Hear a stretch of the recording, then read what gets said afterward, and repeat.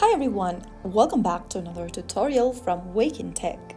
Today I'm going to be guiding you through how to enable cross-site tracking prevention in Safari using your iPhone or iPad. First of all, open up the Settings app on your iPhone or iPad to get started. Now, scroll down and look for the apps icon and tap on that.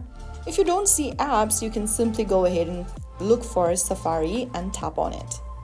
Since I have the app option here, I'm going to look for Safari from the app list.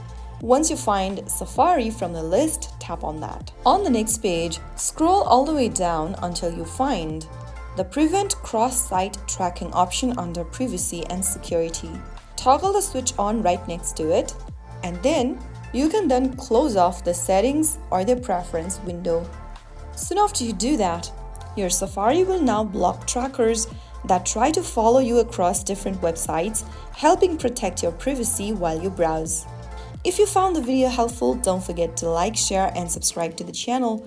I will be back again in the next episode. Thank you for watching.